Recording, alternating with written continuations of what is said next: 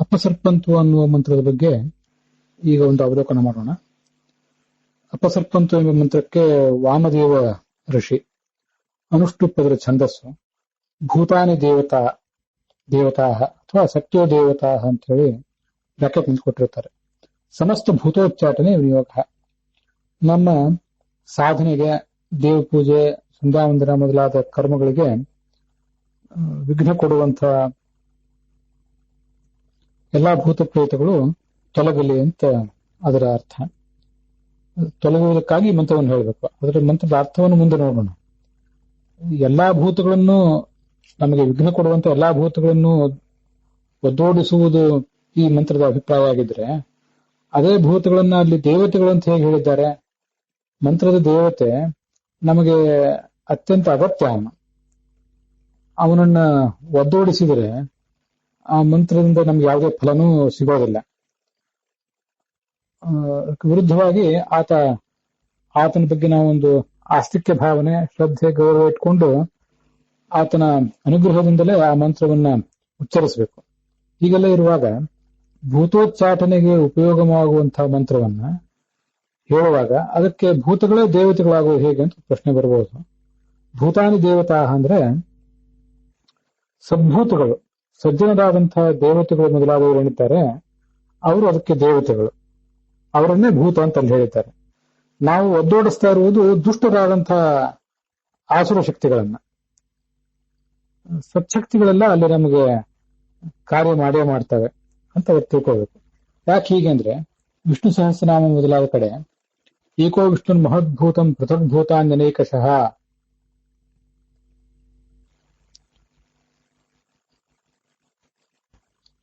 ಏಕೋ ವಿಷ್ಣು ಮಹದ್ಭೂತಂ, ಒಂದು ದೊಡ್ಡ ಭೂತ ಅವನೇ ಆಗಿದ್ದಾನೆ. ಪೃಥಗ್ ಭೂತಾನಿ ಅನೇಕಶಃ, ಇಲ್ಲಿ ಉಳಿದಂಥವರೆಲ್ಲರೂ ಕೂಡ ನಾವೇನಿದ್ದೇವೆ ನಾವೆಲ್ಲರೂ ಕೂಡ ಪೃಥಗ್ ಭೂತರಾಗಿದ್ದೇವೆ, ಸಣ್ಣ ಸಣ್ಣ ಭೂತಗಳಾಗಿದ್ದೇವೆ ಅಂತ ಅಲ್ಲಿ ಎಲ್ಲಾ ಜೀವಗಳಿಗೂ ಕೂಡ ಭೂತ ಎಂಬ ಶಬ್ದವನ್ನ ಪ್ರಯೋಗ ಮಾಡಿದ್ದಾರೆ. ಇದು ನಾನು ಹೇಳಿದ್ದು ವಿಷ್ಣು ಸಹಸ್ರನಾಮದ ಮಂತ್ರ ಅಲ್ಲ, ಬೇರೆ ಒಂದು ಕಡೆ ಪುರಾಣದಲ್ಲಿ ಬರುವಂತಹ ಮಂತ್ರ, ಶ್ರಾದ್ದದಲ್ಲಿ ನಾವು ಹೇಳುವಂಥದ್ದು.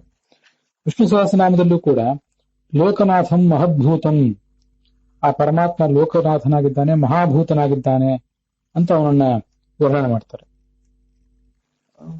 ಮತ್ತೆ ಭೂತಾನಾಂ ಯಹ ಅವ್ಯಯ ಪಿತ ಅಂತಲ್ಲಿ ವಿಷ್ಣು ಸಹಸ್ರನಾಮದ ಆರಂಭದ ಶ್ಲೋಕಗಳು. ವಿಷ್ಣು ಸಹಸ್ರನಾಮ ಪ್ರಾರಂಭ ಆಗೋದಕ್ಕಿಂತ ಮುಂಚೆ ಆ ವಿಷ್ಣು ಸಹಸ್ರನಾಮದ ಕುರಿತಾಗಿ ಬರುವಂತಹ ಕೆಲವು ಶ್ಲೋಕಗಳಿವೇನಿವೆ, ಅಲ್ಲಿ ಮಹದ್ಭೂತಂ ಸರ್ವಭೂತ ಭವೋದ್ಭವಂ, ಎಲ್ಲಾ ಭೂತಗಳ ಉತ್ಪತ್ತಿಗೆ ಕಾರಣ ಅಂತ ವರ್ಣನೆ ಮಾಡಿದ್ದಾರೆ. ಭೂತಾನಂ ಯಹ ಅವ್ಯಯ ಪಿತ, ಎಲ್ಲಾ ಭೂತಗಳಿಗೂ ಕೂಡ ಆತ ತಂದೆಯಾಗಿದ್ದಾನೆ. ಇದ ಸರ್ವಾಣಿ ಭೂತಾನಿ ಭವಂತ್ಯಾದಿ ಆದಿ ಯುಗಾಗಮೆ, ಅವನಿಂದಲೇ ಎಲ್ಲಾ ಭೂತಗಳು ಕೂಡ ಹುಟ್ಟುತ್ತವೆ ಅಂತ ವರ್ಣನೆ ಮಾಡ್ತಾರೆ. ಇದನ್ನು ವಿವರಿಸುವ ಭರದಲ್ಲಿ ನಾನೊಂದು ಪ್ರಮಾತ ಮಾಡಿದೆ. ಏಕೋ ವಿಷ್ಣುರ್ ಮಹದ್ಭೂತಂ ಪೃಥಗ್ ಭೂತಾನ್ಯನೇಕಶಃ ತ್ರಿಲೋಕಾನ್ ವ್ಯಾಪ್ಯ ಭೂತಾತ್ಮ ಭುಂಕ್ತೆ ವಿಶ್ವಭುಗವ್ಯಯ ಅಂತ ಶ್ಲೋಕ ಇದೆ. ಅದು ಬೇರೆ ಯಾವುದೋ ಪುರಾಣದಲ್ಲಿ ಬಂದದ್ದು ಅಂತ ಹೇಳಿದೆ. ಅದು ವಿಷ್ಣು ಸಹಸ್ರನಾಮದ ಫಲಶ್ರುತಿಯಲ್ಲಿ ಬಂದದ್ದು. 2-3 ಕಡೆ ಎಲ್ಲ ಜೀವಗಳನ್ನ ಭೂತ ಅಂತ ಹೇಳಿದ ಭಾಗ ಏನಿದೆ ಅದು ವಿಷ್ಣು ಸಹಸ್ರನಾಮದ ನಾಮಗಳಿಗಿಂತ ಮುಂಚೆ ಬಂದಿರುವಂತಹ ವಿಷಯ. ಏಕೋ ವಿಷ್ಣು ಮಹದ್ಭೂತಂ ಅನ್ನುವುದು ಎಲ್ಲ ನಾಮಗಳನ್ನು ವರ್ಣನೆ ಮಾಡಿ ಆದ ಬಳಿಕ ಅದರ ಫಲಶ್ರುತಿಯನ್ನು ಹೇಳುವ ಪ್ರಸಂಗದಲ್ಲಿ ಬಂದದ್ದು. ಹೀಗೆ ಎಲ್ಲ ಜೀವರನ್ನು ಭೂತರು ಅಂತ ಹೇಳುವುದು ಶಾಸ್ತ್ರದಲ್ಲಿ ಕಂಡಿದ್ದೇ ಇದೆ. ಭೂತರು ಅಂದ್ರೆ ಆ ಪರಮಾತ್ಮನನ್ನ ಸಂಪತ್ತು ಕೊಡುವವನು ಅಂತ ಉಪಾಸನೆ ಮಾಡುವವರು ಅಂತ ಒಂದು ಪ್ರತ್ಯೇಕವಾದ ಅರ್ಥವೂ ಇದೆ.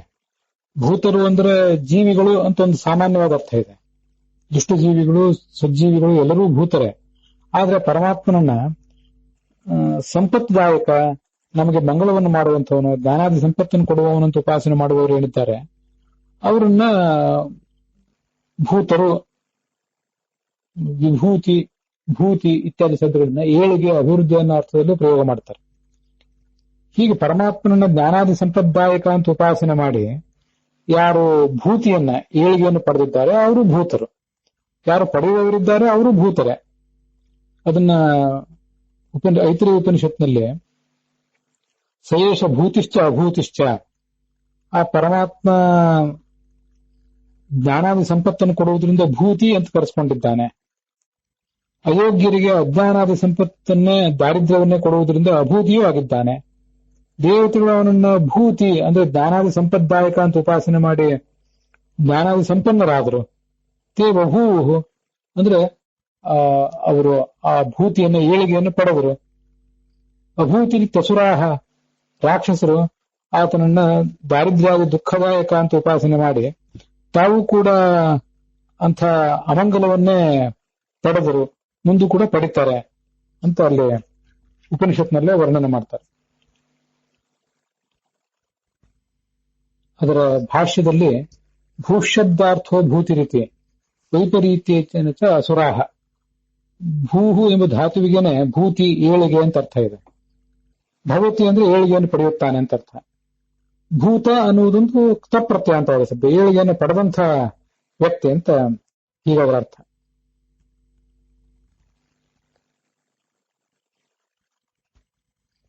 ಐತರೇಯ ಉಪನಿಷತ್ತಿನ ಆರಂಭದಲ್ಲಿಯೇ ಐತರೇಯ ಉಪನಿಷತ್ತಿನ ಇತಿಹಾಸವನ್ನು ಹೇಳುವಂತಹ ಪ್ರಸಂಗ ಇದು.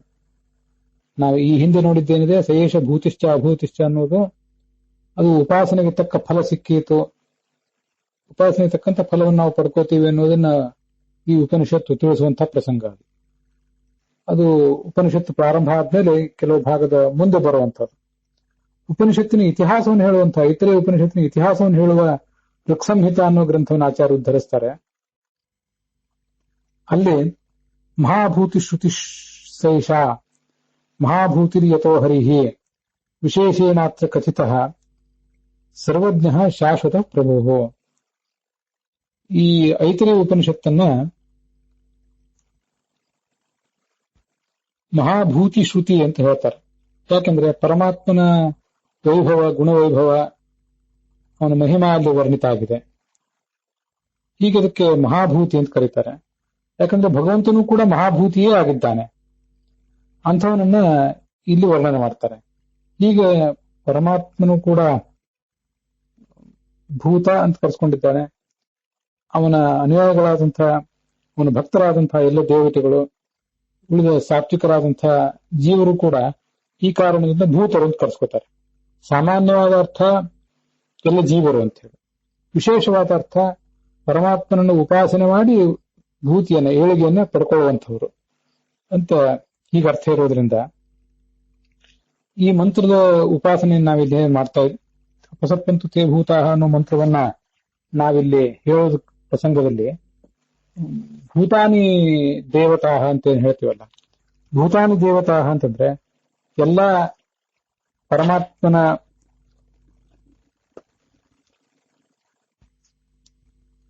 ಭಕ್ತರಾದಂತಹ ಲಕ್ಷ್ಮೀದೇವಿಯಿಂದ ಪ್ರಾರಂಭಿಸಿ ಒಬ್ಬ ಸಾಮಾನ್ಯ ಜೀವನವರೆಗೆ ಪ್ರತಿಯೊಬ್ಬರನ್ನು ಕೂಡ ಭೂತರು ಅಂತ ಹೇಳಬೇಕು. ಅವ್ರು ಮಾತ್ರ ಅಲ್ಲ, ಎಲ್ಲಾ ಮಂತ್ರಗಳಿಗೂ ಪರಮಾತ್ಮನೇ ದೇವತೆ. ಅವನು ಕೂಡ ಭೂತಾನಿ, ಎಲ್ಲ ಜೀವರಲ್ಲೂ ಕೂಡ ಒಂದೊಂದು ರೂಪದಿಂದಿದ್ದಾನೆ. ಆದ್ರಿಂದ ಅವನನ್ನೇ ಭೂತಾನಿ ಅಂತ ಹೇಳಿದ್ದಾರೆ. ಅವನು ಒಬ್ಬನೇ ಆದ್ರೂ ಕೂಡ ಅನೇಕ ರೂಪಗಳಿಂದ ಎಲ್ಲ ಜೀವರಲ್ಲೂ ಇದ್ದಾನೆ. ಅವನು ಮುಖ್ಯ ದೇವತೆ. ಅದಾದ ಬಳಿಕ ಲಕ್ಷ್ಮೀದೇವಿಯಿಂದ ಪ್ರಾರಂಭಿಸಿ ಎಲ್ಲ ಜೀವರು ಕೂಡ, ಎಲ್ಲ ದೇವತೆಗಳು ಕೂಡ ಅದಕ್ಕೆ ದೇವತೆಗಳಾಗಿದ್ದಾರೆ. ಆದ್ರಿಂದ ಭೂತಾನಿ ದೇವತಾ ಅಂತ ಹೇಳಿದ್ದಾರೆ. ಆ ಪರಮಾತ್ಮನ ಭಕ್ತರಾದಂತಹ ದೇವತೆಗಳ ಅನುಗ್ರಹದಿಂದ ದುಷ್ಟರಾದಂತಹ ಈ ಭೂತಗಳನ್ನು ನಾವು ಉಚ್ಚಾಟಿಸಬೇಕಾಗಿದೆ. ಭೂತಾನಿ ದೇವತಾ ಅಂತ ಹಾಕಿ ಬ್ರಾಕೆಟ್ನಲ್ಲಿ ಸತ್ಯೋ ದೇವತಾ, ಸತ್ಯ ಶಬ್ದವಾಚನಾದ ಪರಮಾತ್ಮನೇ ಇದಕ್ಕೆ ದೇವತೆ ಅಂತ ಕೂಡ ವರ್ಣನೆ ಮಾಡಿದ್ದಾರೆ.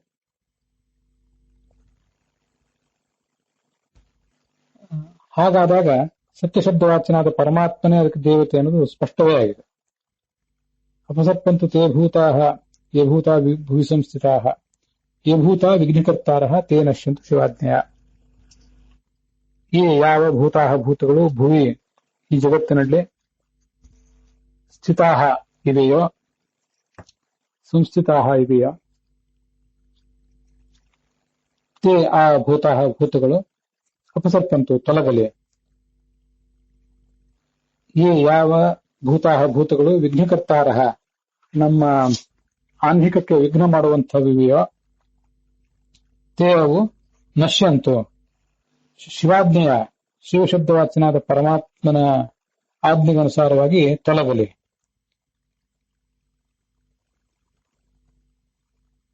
ಯೇ ಅನ್ಯೇ ಅದಲ್ಲದೆ ಈ ಜಗತ್ತಿನಲ್ಲಿ ಭೂಮಿಗೆ ಭಾರಭೂತರಾಗಿರುವಂತಹ ಭೂಮಿ ಭಾರಕಾಹ ಇಂತಹ ದುಷ್ಟ ಭೂತಗಳಿದ್ರೆ ಭೂಮಿಗೆ ಅದರಿಂದ ಏನೂ ಸುಖ ಇಲ್ಲ, ಭೂ ನಿವಾಸಿಗಳಿಗೂ ಕೂಡ ಅದರಿಂದ ಸುಖ ಇಲ್ಲ.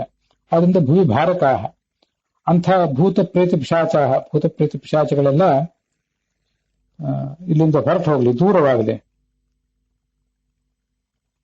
ತೇಷಾಮಪಿ ಅವಿರೋಧೇನ ಅವುಗಳೆಲ್ಲ ಉಚ್ಚಾಟಿದಾದ ಮೇಲೆ, ಅವುಗಳ ವಿರೋಧ ಶಾಂತ ಆದ ಮೇಲೆ ಬ್ರಹ್ಮಕರ್ಮ ಸಮಾರಭೆ ನಾನು ಈ ಪರಮಾತ್ಮನ ಕುರಿತಾದಂತಹ ಈ ಒಂದು ಸಂಧ್ಯಾವಂದನೆ, ದೇವರ ಪೂಜೆ ಇತ್ಯಾದಿ ಕರ್ಮಗಳನ್ನ ಪ್ರಾರಂಭಿಸ್ತಾ ಇದ್ದೇನೆ ಅಂತ ಅಲ್ಲಿ ಹೇಳಬೇಕು. ಬ್ರಹ್ಮಕರ್ಮ ಅಂತಂದ್ರೆ, ಬ್ರಹ್ಮ ಅಂತಂದ್ರೆ ಸ್ವಯಂ ಪರಮಾತ್ಮ ಅಂತ ಅರ್ಥ.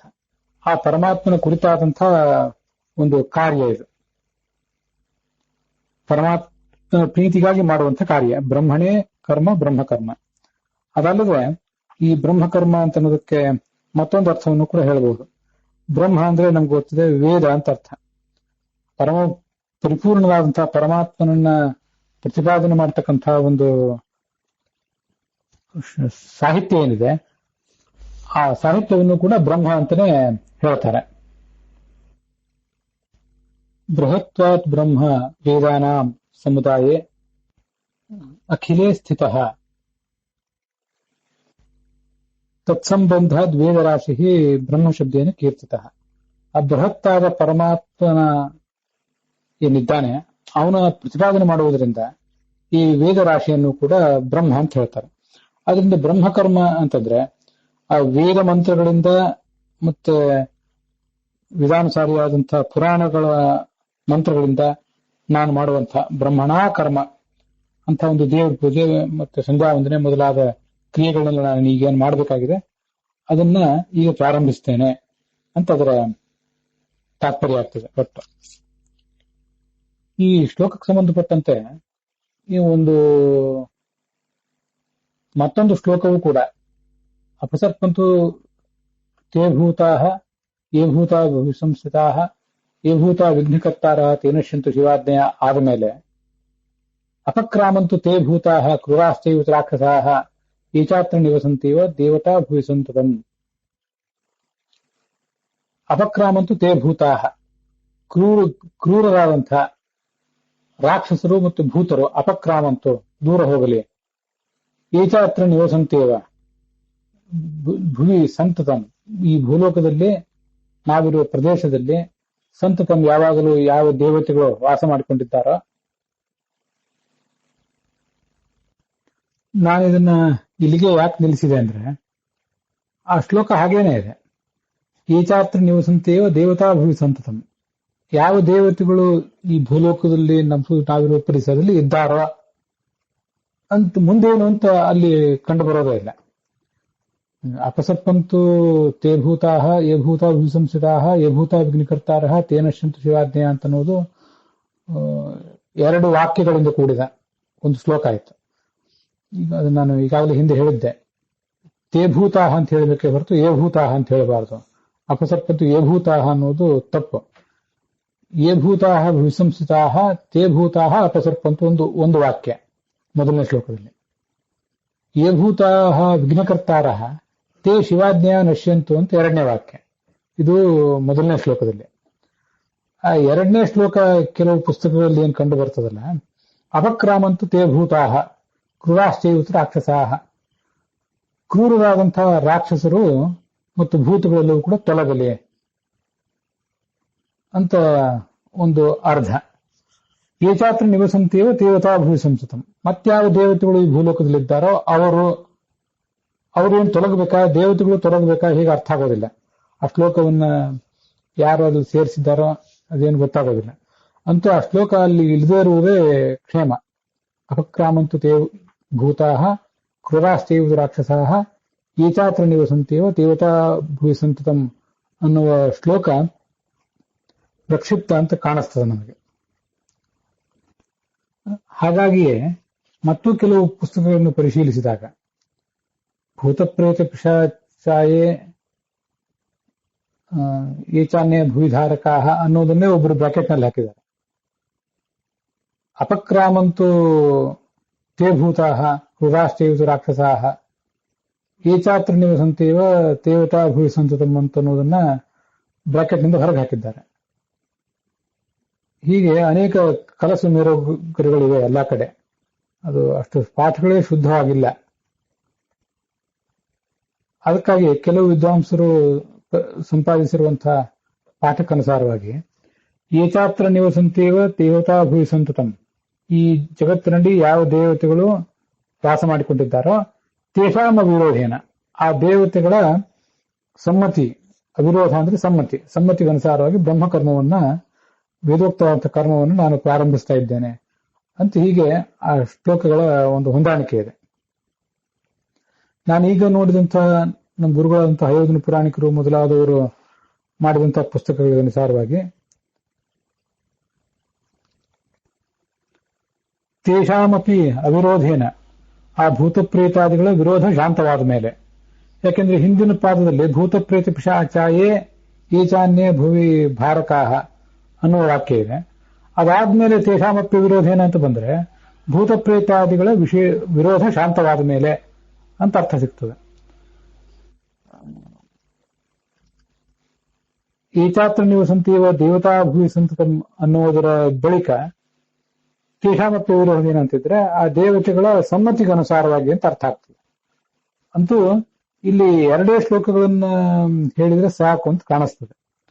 ಅಪಸಪ್ಪಂತು ತೇ ಭೂತಾಹ ಯೇ ಭೂತ ಭೂಸಂಸ್ಥಿತಾಹ ಯೇ ಭೂತ ವಿಘ್ನಿಕರ್ತಾರಃ ತೇನ ಶಂತು ಶಿವಾಜ್ಞೆಯ ಭೂತಪ್ರೇತ ಪಿಶಾಚಾಯೇ ಏಚಾನ್ಯ ಭುವಿ ಭಾರಕಾಹ ತೇಷಾಮಪ್ಯ ವಿರೋಧೇನ ಬ್ರಹ್ಮಕರ್ಮ ಸಮಾರಭೆ.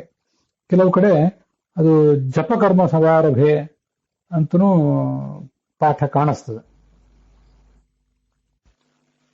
ಗುರುಗಳಾದ ಹಯೋಧನ ಪುರಾಣಿಕರು ಸಂಪಾದಿಸಿದ ಪುಸ್ತಕದಲ್ಲಿ ಜಪಕರ್ಮ ಅಂತಾನೆ ಇದೆ. ಬೇರೆ ಎಲ್ಲ ಪುಸ್ತಕಗಳಲ್ಲಿ ಬ್ರಹ್ಮಕರ್ಮ ಅನ್ನುವುದೇ ಇದೆ. ಏನೇ ಇದ್ರೂ ಈ ಜಪಕರ್ಮ ಅನ್ನುವ ಪಾಠಕ್ಕಿಂತ ಬ್ರಹ್ಮಕರ್ಮ ಅನ್ನುವಂಥ ಶಬ್ದವೇ ಅನ್ನುವ ಪಾಠವೇ ಹೆಚ್ಚು ಸೂಕ್ತ. ಜಪಕರ್ಮ ಅಂದ್ರೆ ಕೇವಲ ಯಾವುದು ಗಾಯತ್ರಿ ಜಪ ಮೊದಲಾದ ಕಾರ್ಯಗಳನ್ನ ಅಂತ ಅರ್ಥ ಆಗಬಹುದು. ಬ್ರಹ್ಮಕರ್ಮ ಅಂತಂದ್ರೆ ಪರಮಾತ್ಮನ ಪ್ರೀತ್ಯರ್ಥ ಮಾಡುವಂತಹ ಎಲ್ಲಾ ಕಾರ್ಯಗಳು ಕೂಡ. ಮತ್ತೆ ಬ್ರಹ್ಮ ಅಂದ್ರೆ ವೇದಗಳು ಮತ್ತೆ ಎಲ್ಲ ಶಾಸ್ತ್ರಗಳು. ಆ ಶಾಸ್ತ್ರಗಳ ಸಹಾಯದಿಂದ ಮಾಡುವಂತಹ ಎಲ್ಲಾ ಕಾರ್ಯಗಳು ಕೂಡ ಬ್ರಹ್ಮಕರ್ಮ ಅಂತ ಕರೆಸ್ಕೊತೇವೆ. ಅದರಿಂದ ಹಾಗೆ ಪಾಠ ಇಟ್ಕೊಳ್ಳೋದೇ ಯೋಗ್ಯ. ಇಲ್ಲಿಗೆ ಈ ಭೂತೋಚ್ಚಾಟನದ ಮಂತ್ರದ ಒಂದು ಅನುಸಂಧಾನ ಸಮಾಪ್ತಿಯನ್ನು ಕಂಡಿದೆ.